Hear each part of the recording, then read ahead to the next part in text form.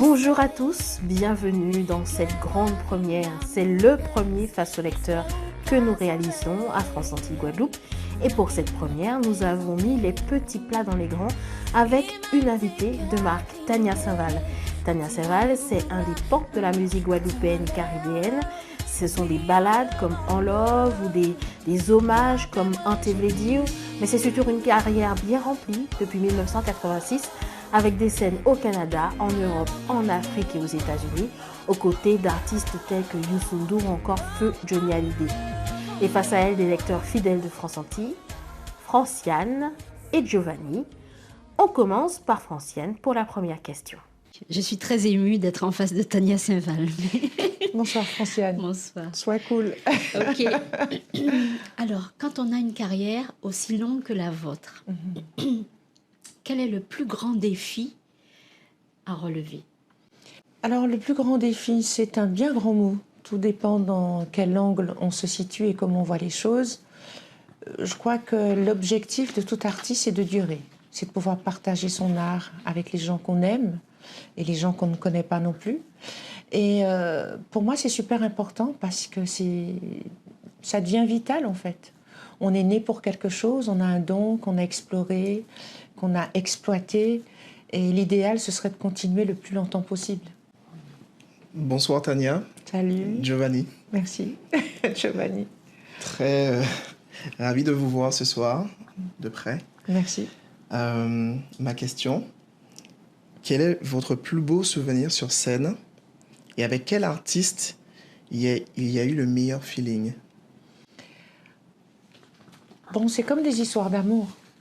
Je crois qu'il n'y a pas de choses qui se ressemblent parce qu'on a des émotions différentes, c'est des lieux différents. Parfois, c'est des artistes qui peuvent être des garçons, des femmes. Donc, le feeling est plus ou moins appréciable avec l'un ou avec l'autre. Il y a des gens avec qui ça ne se passe pas bien du tout. Mais en général, je travaille avec les gens que j'aime. Donc, j'ai pas de contre-indication comme ça dans ma tête. Je viens juste de partager ma scène là avec Flo et j'ai envie de parler d'elle. Et je trouve que même si on n'a pas le même univers, par exemple, mais au niveau du feeling, au niveau de l'émotion, du partage musical, c'était très beau. Il y a eu d'autres encore partages, mais avec elle, ça s'est très très bien passé. Voilà. Alors, on va parler encore d'émotions. Hein. Quelles sont les émotions qui traversent un chanteur sur scène? Toutes les émotions. Quand on est vrai, en fait, le mot théâtre, quand on pense au théâtre, on pense à la comédie. Mais quand on interprète une chanson, si on est habité par la chanson, on se laisse habiter par les mots, par le texte, on se laisse envoûter comme ça par le public et par la scène. Et parfois, quand on a des chansons tristes et qu'on a envie de transmettre un petit peu de la tristesse et qu'on rentre dans la peau du personnage, on peut avoir envie de pleurer. Et c'est comme ça qu'on touche les gens. Et quand on a des chansons qui sont plus ou moins joyeuses, on a le sourire aux lèvres parce qu'on vit sa chanson. Donc, du coup, il n'y a pas d'émotion particulière, sauf quand on fait du playback. C'est pour ça que j'en fais plus. Mais quand on vit sa chanson et quand on épouse le texte et qu'on est en phase avec soi, on partage toutes les émotions. La joie, ça va avec le rire, la peur, voilà. Peut-être pas, qu'est-ce qu'on peut dire encore? Il y a une émotion, la mélancolie. Dans le Zouk Love, par exemple, il y a beaucoup de mélancolie. Et du coup, on épouse la mélancolie parce qu'on a envie de toucher son public. Voilà. Avez-vous un titre préféré ou au contraire, une chanson que vos fans adorent mais que vous aimez un peu moins? Alors, la deuxième question me touche particulièrement, mais je ne dirais pas laquelle qui me touche moins ou que j'aime moins. Non, je pense qu'il y a plusieurs chansons. Je serais incapable de dire quelle chanson favorite. Là, il n'y a pas très longtemps, par rapport à des concerts et des dates que j'ai dû réécouter mon répertoire. Bon, il y a des choses que j'aime pas du tout. Parce que, soit avec l'expérience, soit avec l'âge, il y a des choses qu'on disait quand on était jeune, mais qu'on ne pense plus. Donc, on n'est plus en phase avec ça. Et certaines personnes me diront, mais pourquoi tu chantes plus telle chanson? Je dirais, parce que je ne suis pas en phase avec. Je suis plus en phase avec. Et bon, on a beau faire du théâtre, mais on a une certaine intégrité vis-à-vis de soi-même. Donc là, par exemple, pour répondre vraiment à ta question, parce que j'ai pris beaucoup de temps, j'ai redécouvert l'album Secret il n'y a pas longtemps. Il y a une chanson que j'ai redécouverte qui s'appelle Love Attitude avec Jean-Michel Rotin, qu'on ne connaît pas du tout. Sur l'album Soleil, j'ai écouté d'autres chansons. Il y a une chanson qui s'appelle Près de moi, que j'aime. C'est lui, que j'aime. Et sur l'album Voyage, il y a Moi c'est tard, une chanson qui est une espèce de slow. Et c'est des chansons un peu face B, en fait, parce que les chansons qu'on écoute souvent, qu'on pratique souvent, c'est des chansons qui sont demandées. Donc, elles n'ont plus vraiment d'effet. Elles n'ont plus vraiment d'effet. Par contre, les nouvelles, c'est voilà, les yeux pétillent parce qu'on a envie de voir ce que ça va donner. Et voilà, j'espère avoir répondu à ta question. Totalement. Merci. Est-ce qu'il y avait, je prends le relais, est-ce qu'il y avait, quand vous avez réécouté justement vos albums, est-ce que vous étiez fier malgré tout de cette discographie, même s'il y a des chansons avec lesquelles vous n'êtes pas en phase? Alors, Plus en phase. je suis contente de ma discographie, mais là, il y a une autre question.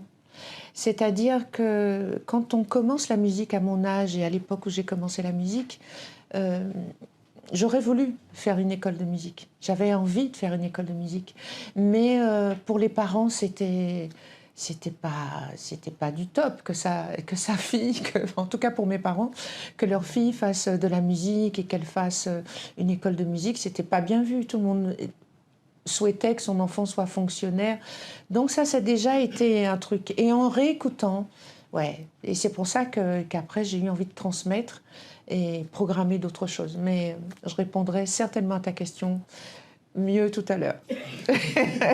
J'ai une question personnelle à vous poser. Alors, est-ce que c'est un choix de votre part d'avoir chanté que des chansons en créole? Au début, en fait. Parce que j'ai entendu, il y a eu une polémique, effectivement, oui, que vous ne perciez pas trop en métropole parce que vous ne chantiez qu'en créole. Alors, je ne suis pas au courant de cette polémique parce qu'il y a des gens qui s'interrogent, mais vous savez qu'on est toujours les derniers à savoir ce que les gens se disent dans les couloirs. Mais heureusement. Alors, il n'y a pas eu de polémique. À mon sens, il n'y a pas eu de polémique puisque j'ai eu que des portes qui se sont ouvertes, que ce soit chez Sony Music, que ce soit chez Universal avec Phonogramme. Donc les portes se sont ouvertes. C'est de mon plein gré, je ne sais plus en quelle année, où je suis partie de Mercury Universal aujourd'hui. Alors, s'il fallait le refaire aujourd'hui, je ne l'aurais pas refait pareil. Mais j'étais quelqu'un d'entêté et je savais ce que je voulais. Mais vous savez, à cet âge-là, on ne jauge pas vraiment. Mais les portes se sont ouvertes pour moi. J'ai eu beaucoup de possibilités. Et puis après, je suis partie à Sony Music. Et on a fait des maquettes que j'ai travaillées avec Papa Djoubi, qui est un Haïtien très moderne et qui a travaillé avec les Fujis. Et du coup, qui m'a fait de très jolies chansons, qui étaient en français. Donc c'est pour ça que je ne comprends pas toujours les polémiques. Et pour certaines raisons, c'est moi qui ai demandé la remise de mon contrat. Tania, est-ce que vous donnez toujours des cours de chant? Alors, des cours de chant, j'aime moins ce terme-là, parce que je ne suis pas un professeur de chant, mais un coaching vocal. Je fais du coaching vocal tout simplement parce que ça me permet de transmettre ma passion. Et je me suis formée pour pouvoir transmettre ma passion. Et de l'expérience que j'ai, que ce soit de la scène ou que ce soit du chant, j'arrive à transmettre, mes élèves sont contents, ils sont heureux. Et pour moi, c'est aussi le fait de donner, de transmettre, mais je suis très heureuse parce qu'ils me le rendent bien. Voilà. Alors, quel est le meilleur conseil musical que l'on vous ait donné? Et est-ce que vous aussi, vous donnez des conseils à vos élèves? Alors, je sais écouter les conseils, je sais donner des conseils, mais je pense que le meilleur conseil que j'ai pu entendre et donner, c'est de se former. On peut avoir des dons, Et on peut être les meilleurs chanteurs du monde, mais il y a forcément un moment où on est obligé d'apprendre. Et je crois que c'est important de se former, quels que soient les métiers, et d'apprendre. Et de faire des mises à jour. C'est surtout important. Oui. Voilà. C'est ce conseil que vous donnez à vos élèves? Oui. C'est pas que ça, mais ça dépend pour quel type de voix, ça dépend pour quel type de... Qu'est-ce que les élèves recherchent. Mais si c'est de la scène, ce serait d'autres conseils. Oui, c'est ça. Okay. Voilà, donc ça dépend des conseils. Ça peut être sur l'interprétation, sur la façon même de s'habiller, la façon d'aborder son public, de rentrer en scène, et la façon aussi de se projeter en chantant une chanson. D'accord. Quel regard posez-vous sur la musique caribéenne d'aujourd'hui? Êtes-vous parfois surprise par les artistes qui émergent? Non, je pense que les artistes qui émergent aujourd'hui émergent parce qu'il y a un public demandeur. Et c'est vrai qu'on peut être choqué par certaines musiques qui émergent, mais je pense qu'il y a une demande. Et je crois que, voilà, il y a plusieurs... La musique est très éclectique.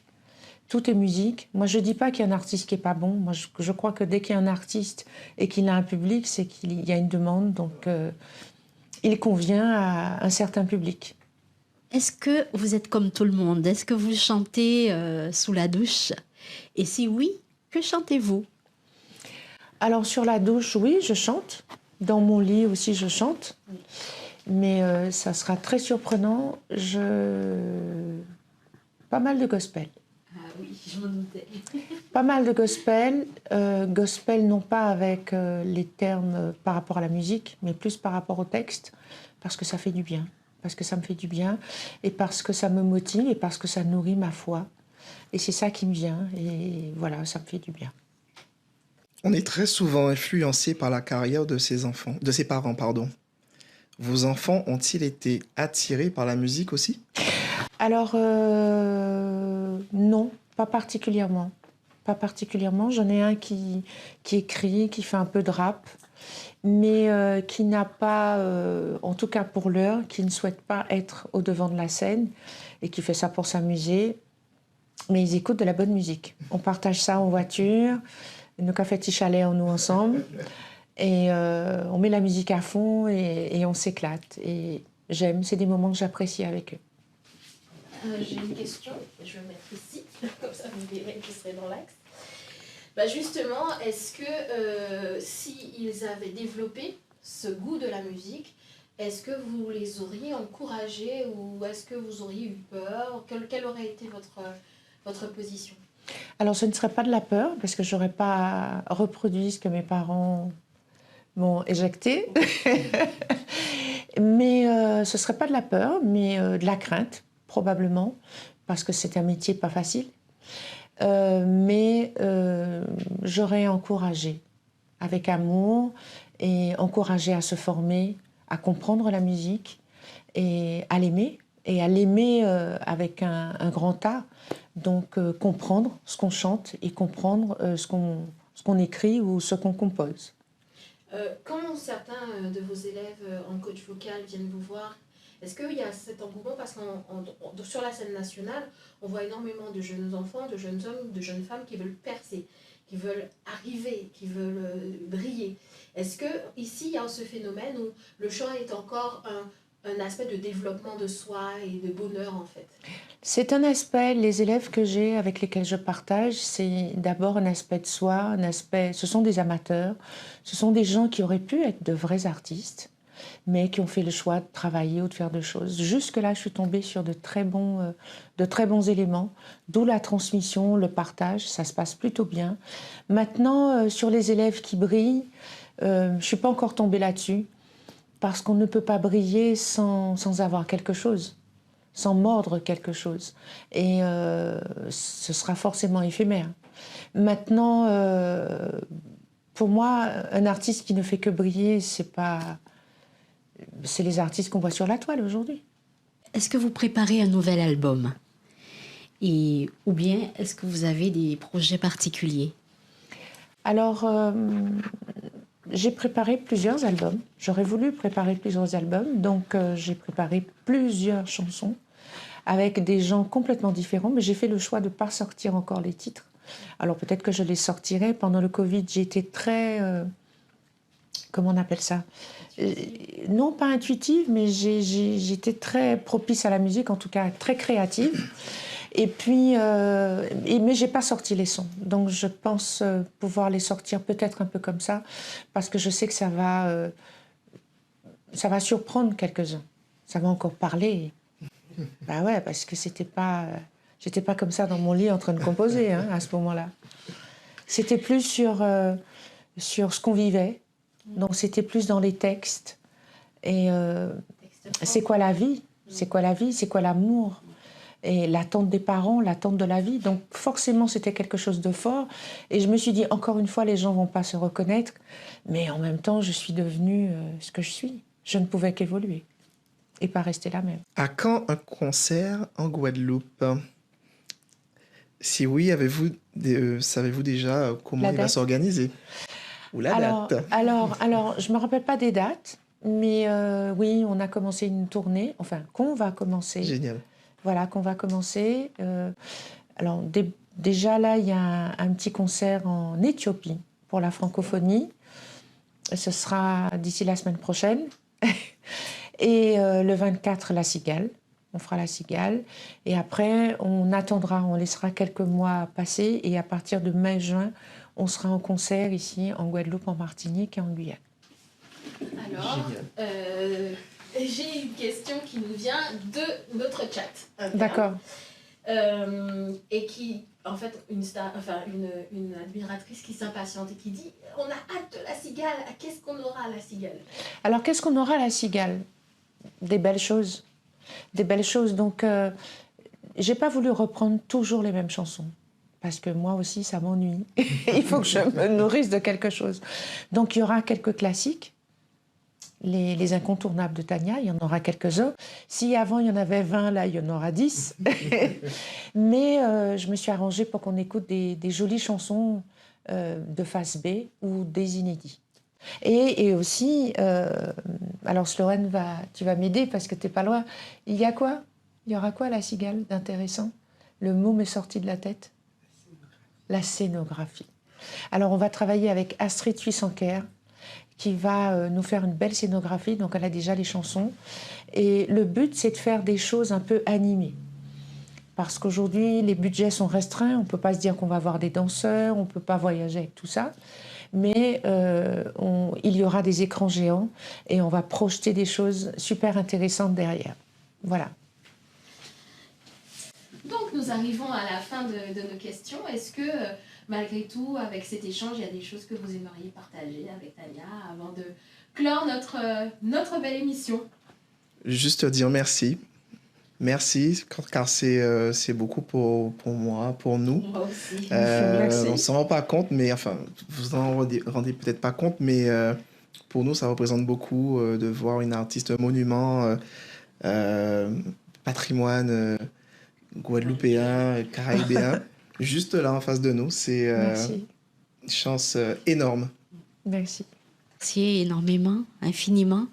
Et en fait, j'adore votre voix. Votre voix je vous admire énormément. C'est gentil. Surtout quand vous chantez le gospel. Parce que je vous avais vu en spectacle, enfin, c'était à Bemao. Et c'était magnifique. C'était magnifique. Il y a longtemps. Voilà. Oui, le gospel m'inspire énormément parce que c'est des paroles en général de foi. Et ça me motive. Donc le matin, je chante des chansons pour me booster. Et voilà, j'y pense même pas, c'est inné en fait. En tout cas, Tania Saval, merci d'être passée ici à France Antilles. Vous êtes celle qui a baptisé cette émission Face aux lecteurs. Merci. Merci de votre présence. Merci à nos lecteurs. Merci beaucoup d'avoir participé à cette émission.